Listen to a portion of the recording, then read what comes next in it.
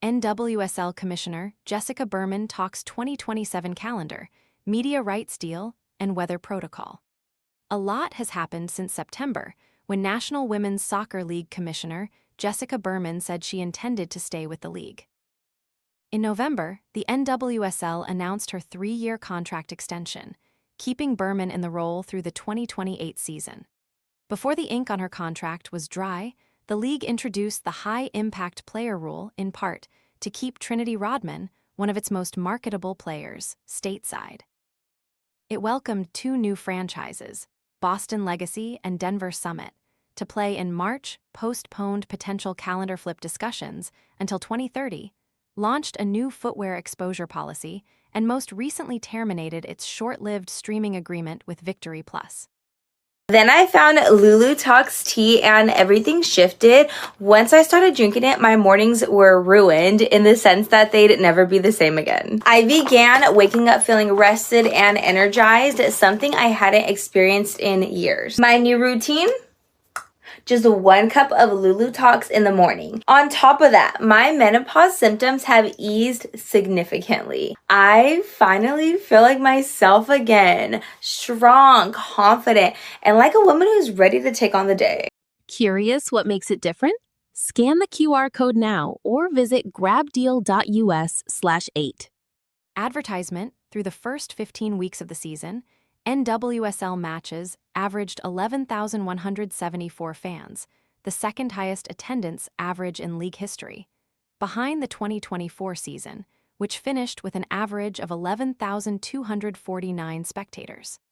Expansion clubs in particular have helped fuel those numbers. Denver opened its inaugural season before more than 63,000 spectators, while Boston attracted approximately 30,000 for its debut. Gotham FC hosted more than 42,000 fans for its match at Citi Field, a one-off game against the Washington Spirit at the home of the New York Mets. Berman, however, is more interested in median attendance as a sign that a rising tide is lifting all boats. After a month-long break for the Men's World Cup, with the league back in action, Berman sat down with journalists to discuss the state of the league and key updates. Here are the highlights. Championship tickets and the 2027 schedule puzzle. The league will play its 2026 championship game NOV 21 at one of its best-attended venues, Washington's Audi Field. 24, with the regular sales following AUG. For the 2 teams that make the final, that means just over a month off before another preseason. The NWSL will kick off its 2027 regular season Feb. 11, the earliest start in league history, less than a week after the Challenge Cup, a match between the NWSL champions and the Shield winners, on Feb. The early start is to accommodate a 7-week break for the Women's World Cup in Brazil, The Athletic reported last week. The timing also aligns for the league to have its opening week lead into the Super Bowl in Los Angeles. It is an ABC broadcast Super Bowl. Because we share a broadcast partner, we will be working closely with ESPN to make sure that the NWSL is woven into the weekend stories, and we're very excited about that, Berman said. As Carlin Hudson, who oversees strategy and runs our schedule, says, making the schedule is a zero-sum game. There are trade-offs, and this was the best decision given the opportunity we have with this broadcast partner. Advertisement: the schedule will also have to navigate Major League Soccer's switch to a fall-to-spring calendar, with 10 NWSL teams sharing venues with the men's league. However, Berman also sees that as an advantage. Right now, being on a spring-to-fall footprint with MLS, we both have our playoffs at the same time, and what that means is that there are holds across lots of dates with uncertainty, Berman said. With us being on different calendars, that's no longer going to be the case. We're going to have the ability to go into weeks that might otherwise have been reserved but not confirmed, and that will be helpful. Isley Pellet, latest on the league's media rights deal. The NWSL abruptly ended its free-to-watch streaming agreement with Victory Plus last week. The move does not alter the league's broadcast schedule, but brings an end to a partnership that lasted less than a year. According to sources within the league, speaking on condition of anonymity to protect relationships due to the legal nature of the matter, The split was driven by unfulfilled payments by Victory Plus, prompting the NWSL to shift those matches to its own streaming service while maintaining free access for fans. According to Berman, the league's priority is finding a digital partner that already has a large, engaged audience, allowing the NWSL to reach fans where they already consume content rather than building that audience from scratch. We're evaluating options for the remainder of this season and next season, and if and when we find a partner that meets our objectives, we'd be evaluating to provide it as an opportunity to invite new fans into the game, Berman said. We know that streaming and digital is a place where the next generation of fans live, and we're actively talking to the marketplace about what makes sense. The NWSL signed a record $240 million, $4-year media rights agreement with CBS, ESPN, Prime Video, and Scripps Sports in November 2023. In addition to the league's deal with Victory Plus, Gotham FC, Washington Spirit, Bay FC, Orlando Pride, and Angel City had agreements with the platform, but currently only Angel City has an active deal. The league can start negotiating its next deal after the 2026 season. Advertisement: all of our broadcasters have expressed their continued enthusiasm and excitement for the product, and all the opportunities and milestones in the future, Berman said. This will obviously be top of the agenda for the next 6 to 12 months, as well as we'll look to really map the future of what our broadcast landscape will look like in 2028 and beyond. Pellet expansion and relocation: the NWSL has expanded rapidly in the last few years. A Columbus ownership group paid a record $205 million expansion fee, surpassing the $165 million Atlanta paid a few months earlier, to join the league. The league is also focused on ensuring its existing clubs have the resources to keep up with that growth.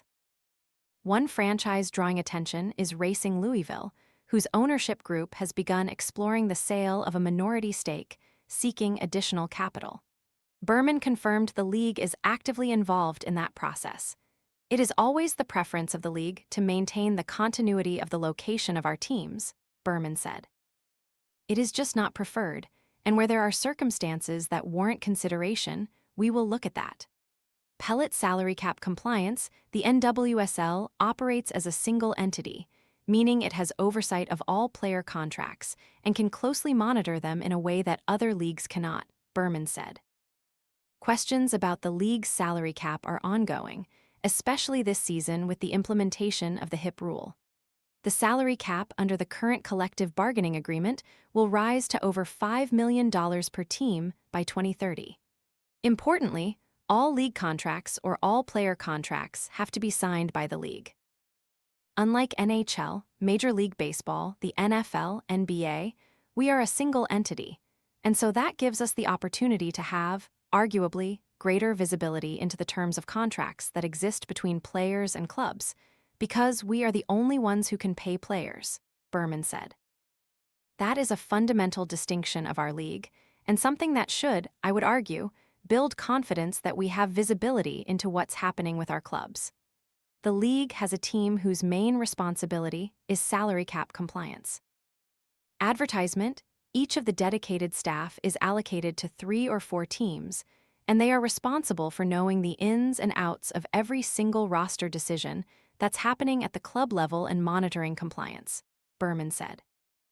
The league, she added, also audits the salary cap annually as an additional level of protection and confidence that everyone is playing by the rules, and so that the clubs know and understand what our expectations are, and how we're going to enforce consistency across all clubs and players. Melanie Anzidai Extreme Weather Response: the weather has been a high-profile topic across global soccer, and recently was a cause for concern during the Queen's Classic between Gotham and the Spirit in New York. To adapt to the air quality on July 15, due to smoke lingering in the region from wildfires in Canada, match officials imposed 2 hydration breaks during each half, essentially dividing the match into 6 parts. The breaks clearly disrupted play, with Spirit and U.S. Women's national team forward Rodman saying after the game, "Air quality was rough. If we have to have a hydration break every 15 minutes, then we shouldn't be playing the game, and that's my opinion, Rodman said. But at the end of the day, there's 40,000 people. It's a whole event, so it's really tough. It's just a really hard situation for everyone to work around. On Wednesday, Berman said the league will likely reference that match as a data point when reassessing policies at the end of the 2026 season. We used the data from the season to evaluate all of our policies and hydration breaks, and our heat policy is one where that has been true and will continue to be true, Berman said. She emphatically said also that the league works with world-renowned subject matter experts and the league's medical team to advise on the appropriate guardrails for safety measures to be able to play, whether it's air quality or heat. The league works with the Corey Stringer Institute as one of the league's partners. The nonprofit is housed at the University of Connecticut and focuses on developing and disseminating practical strategies to prevent sudden death in sport, per the nonprofit's website. Advertisement: the league recently updated its extreme weather policies, among other rule changes, ahead of the Challenge Cup in June. This followed last year's 3-1-2-hour match delay when the Kansas City Currents' home match against the Orlando Pride was afflicted with extreme heat. As The Athletic reported at the time, the match had been flagged by both teams because of the mid-afternoon kickoff and expected high temperatures in August. The incident raised concerns over player safety and the league's commercial interests, paving the way for the changes implemented this year. The biggest change being a clearly defined hierarchy for decision-making when extreme heat may be a concern. Anxiety.